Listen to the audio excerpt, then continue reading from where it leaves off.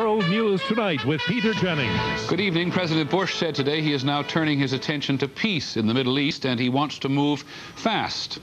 In Iraq and Kuwait, the war doesn't go away so quickly. 2 more Americans have died as a result of mines. The overall U.S. death toll is now 89, 10 more than the military reported yesterday.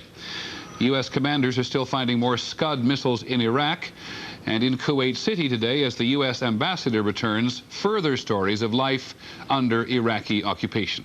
ABC's Jim Hickey is there. The new American ambassador raised the flag over the U.S. Embassy, the same flag that his predecessor, Nathaniel Howell, had carried out of the country when the embassy was vacated. Outside the embassy compound, another American flag, this one waved by Kuwaitis, their pro-American demonstrations intensifying by the day. But as their love of Americans increases, so does their hatred of Iraqis, as stories of torture and murder become more and more public. 3 Iraqi soldiers today were captured at a roadblock manned by the Kuwaiti resistance. The Kuwaitis had to protect the soldiers from an angry crowd. Saddam is my shoe, this woman shouts. In the Arab culture, it is a terrible insult. In a nearby hospital, some of the reasons for the woman's outburst. Kuwaiti citizens lie wounded after what they said was torture by the Iraqi army. In the streets, they are talking freely about the torture now, but it is impossible to verify the extent of it. This man claims the Iraqis tried to poison him and others. Whenever they tell them that they want water, they close their nose and they give them a liquid. Sometimes they find out it's kerosene, sometimes they find it's motor gasoline. Another man says they wrapped wires around his fingers and sent jolts of electricity through him. The freedom celebration is a release from all that suffering and fear. It was the worst nightmare. It was 7 months of nightmare. You go out of your house, you don't know if you're going to come back alive. Many didn't. In this cemetery on the outskirts of Kuwait City are fresh graves. People like Yosef Abdullah have only recently buried relatives they found dead in a morgue or hospital. Both his eyes were removed. His fingers were cut. And he had been tortured with electroshocks. The new graves now serve as an eternal reminder of what has happened here over the past 7 months. And most Kuwaitis do not want Saddam Hussein to get away with what he has done to their country or its people. Jim Hickey, ABC News, Kuwait. There is another graveyard near Kuwait City. It is the highway out of Kuwait into Iraq. It was to be the escape route for thousands of Iraqi soldiers. Here's ABC's Linda Patillo. This is how the Iraqi army's flight from Kuwait City ended.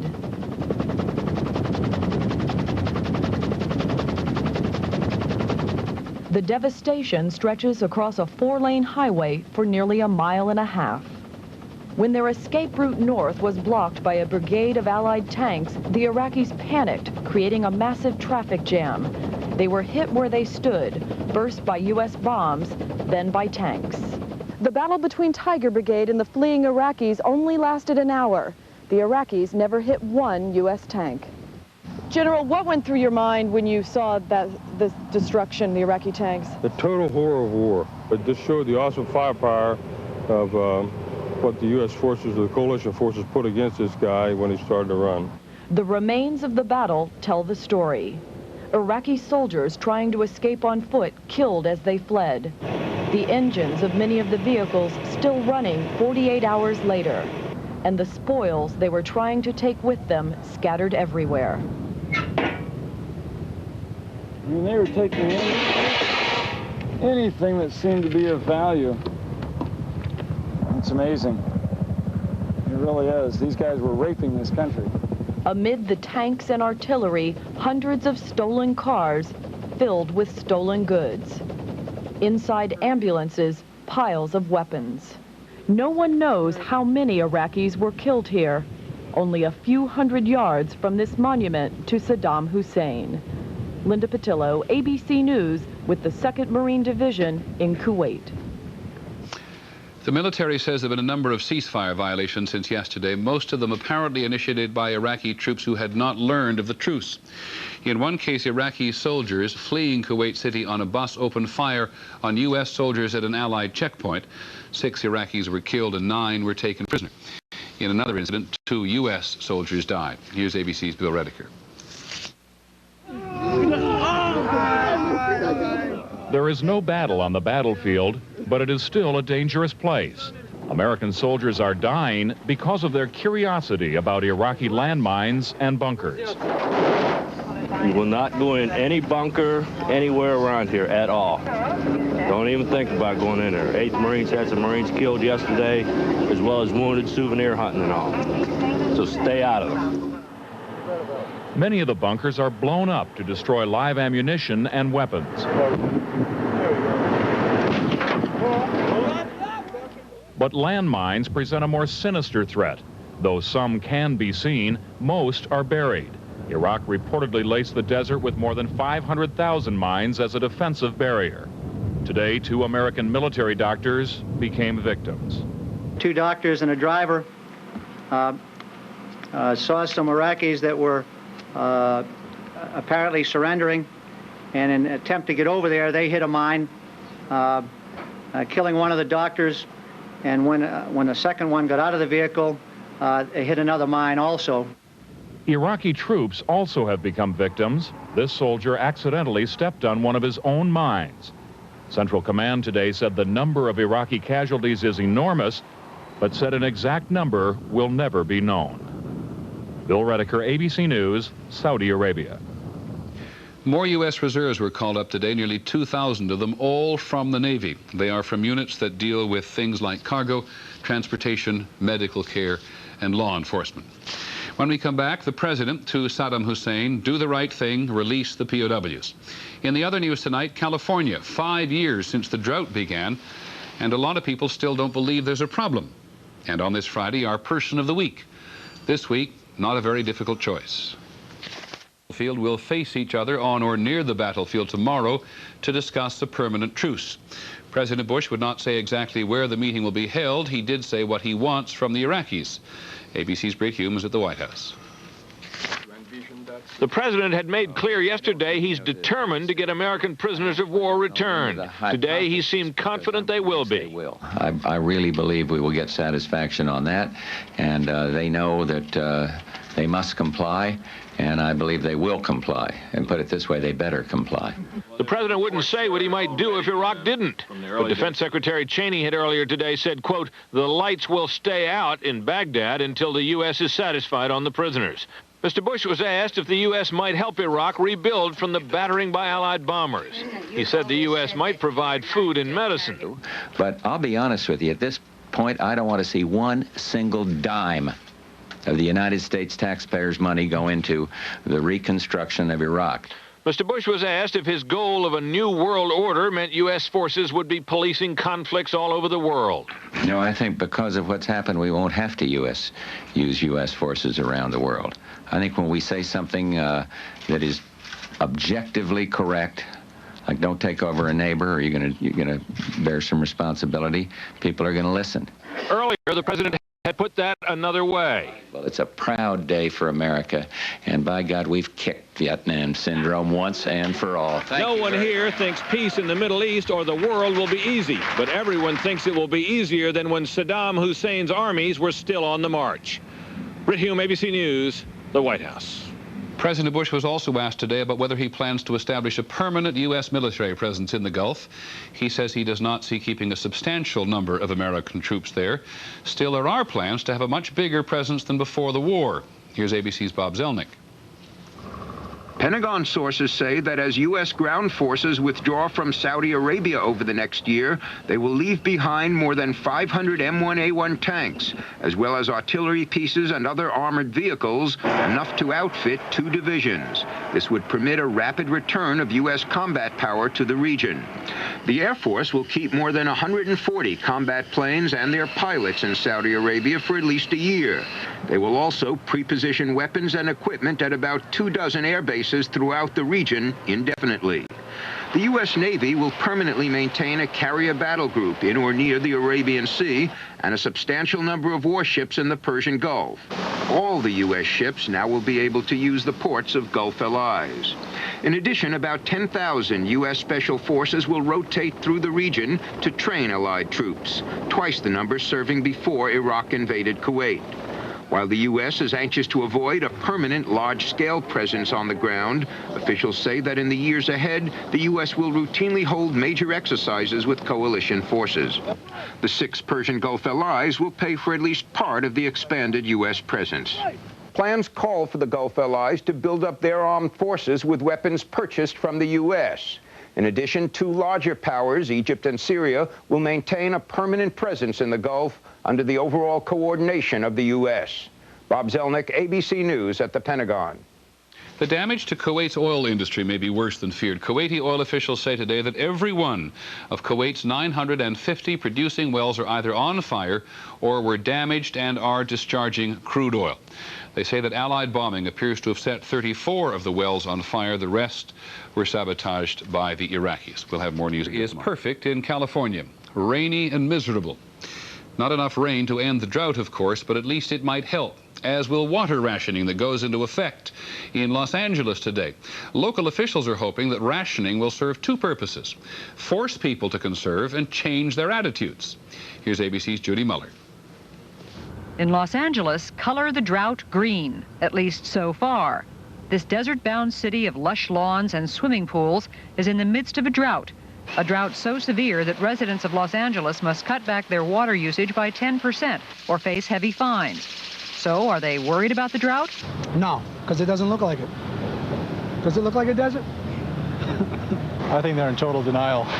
Really? I've talked to some of my friends in Northern California. They think Los Angeles does not believe that there's a water shortage. Although some residents have started conserving, evidence of water waste is everywhere. It runs down drainage ditches, gutters, and driveways. It evaporates in the midday sun, even though Los Angeles already prohibits watering lawns between 10 and 5 without a permit.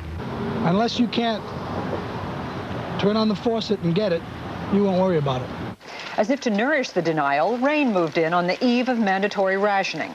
But it will take many, many days of rain to avert even greater cutbacks, perhaps as high as 50%. 50% will, in fact, change people's lifestyle. That will be downright inconvenient. Meanwhile, LA residents roll right along, planting sod and flowers where sand and cactus would be more at home. Perhaps the first water bills under the new rationing system will prompt more people to forsake the green of their lawns to keep some green in their wallets. Judy Muller, ABC News, Los Angeles. In major economic news, a forecast that the recession will be around for a while longer. The index of leading economic indicators, which is supposed to look 3 to 6 months ahead, was down again last month by 0.4%, and that is the 6th drop in a row. On Wall Street, the Dow Jones Industrials gained more than 27 points today to close at 2909. The trading was heavy, and that brought the gain for the week to more than 20 points. The inventor of instant photography has died. Edwin Land was the founder of the Polaroid Corporation, and he introduced the first instant camera, the Land camera, in 1947. He said that the idea of the 60-second photograph came when his 3-year-old daughter asked him why she had to wait so long to see the pictures he took. He was 81. We'll have more news in a moment. Now that the fighting has ended, we've returned for the last time in this series at least to Route 83. ABC's Tom Foreman stopped on this occasion at a town called Liberal, Kansas, right near the Oklahoma border. They paid attention to the Persian Gulf long before the war because there's a big oil industry there. But today, like the rest of the country, they have much broader concerns. Here's Tom Foreman.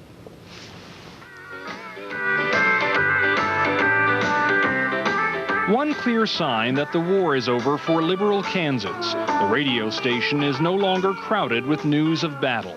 An Oklahoma banker says there may be few farmers who qualify for loans this spring. But Stu Melchert's mind is crowded with questions about where America goes from here. Hopefully now we can get the focus back on the problems in our country and get some of them cured. The energy policy, of course, affects us here. The banking system, lowering of interest rates, inflation, unemployment. You can find a lot of that talk around Liberal. This one was used in Korea. At the Air Museum, there are planes from every American war this century. Mickey Staggs wonders what the legacy of the Gulf War will be. We have become such a strong nation through this event. I mean, people have seen how much power we had over something like this. Maybe we need to translate that over into our education, too. Or maybe into a new plan for freeing the country from oil dependence. It's not very safe to count on 50% of your petroleum coming from overseas. They say every time something like this happens to you, you're stronger and you become a better person. Maybe we'll just become a better country. For many here, like Shelley Doris, that is the wish. We can unify for somebody else that's not even here. There's no reason in the world why we can't be a better place than we are. People say the emptiness of the plains gives them plenty of time to think. The war is over for America, and the thinking about where it has led this nation is already beginning. Tom Foreman, ABC News, Liberal, Kansas. On the subject of leadership, we'll be back in a moment. Of the week. Everyone's person of the week if you pay attention to the polls. And he said again today that he doesn't, which may have been one of the rare moments in the last 40 days when you could chuckle a little at what the country's most influential politician was saying. Politicians don't often make it into this slot on Friday evenings, but leaders do, and George Bush qualifies. Kuwait is liberated. Iraq's army is defeated. It was what George Bush had been eager to tell the world for 7 months. Kuwait is... On the evening of the 1st of August, the National Security Advisor, Brent Scowcroft, tells the president that the Iraqi invasion of Kuwait was underway. The president spoke to the nation the next morning. We call for the immediate and unconditional withdrawal of all the Iraqi forces. There is no place for this sort of naked aggression in today's world. The president moved quickly, decisively, and globally. He froze all Kuwaiti and Iraqi assets under U.S. control. He enlisted the United Nations Security Council. It was in the UN's name that Saddam Hussein was ordered to get out of Kuwait. The president, as he so often does, began to work the phones, calling the Saudis, the Egyptians, the European allies, Japan, and the Soviet Union. The president very carefully, characteristically, creating consensus. I want to see the rest of the world join us as they are in overwhelming numbers to isolate Saddam Hussein. Very quickly and in a very public way, Mr. Bush made his intentions clear. He sent the Secretary of Defense to Saudi Arabia and Egypt, seeking support for a major American military presence in the region. On August the 8th, in the Oval Office, Mr. Bush announced that American soldiers were on their way to Saudi Arabia. America does not seek conflict, nor do we seek to chart the destiny of other nations. But America will stand by her friends. As the American troop buildup continues, the president mounts an intensive campaign to make the anti-Iraq coalition truly global. By the fall, 27 other nations are sending troops, material, or money. In order to keep his Arab partners in the fold and mobilize support at home, George Bush commences a public relations blitz, which very quickly personalizes the conflict. George Bush versus Saddam Hussein. The president equates Hussein with Adolf Hitler. Speaking to the troops in Saudi Arabia on Thanksgiving. What we're confronting is a classic bully who thinks he can get away with kicking sand in the face of the world. The president holds all the reins very carefully. On November the 29th, the United Nations, where George Bush cut his diplomatic teeth in the 1970s, authorizes the president to use force if Saddam Hussein has not left Kuwait by the 15th of January. The president was determined not to make an enemy of Congress, even though some Democrats would ultimately vote against the use of force. He kept the congressional leadership in touch and ultimately had his way. On January the 16th, at the dinner hour, the most violent air attack began against Iraq and occupied Kuwait. This conflict started August 2nd, when the dictator of Iraq invaded a small and helpless neighbor. And then the president waited for 5 weeks of devastating bombing. We'll give Saddam Hussein until noon Saturday to do what he must do. Begin his immediate and unconditional withdrawal from Kuwait. The ground war began on George Bush's schedule. It lasted 100 hours. And it was George Bush who decided when enough was enough. Well, you know, to be very honest with you, I haven't yet felt this wonderfully euphoric feeling that many of the American people feel. I think I'm beginning to feel that the joy that Americans all feel now is proper. It has to do with a new, wonderful sense of patriotism that stems from pride and the men and women that went over there. I just need a little more time to sort out in my mind how I can say to the American people, it's over finally. Last T is crossed, last I is dotted. And so we choose George Bush.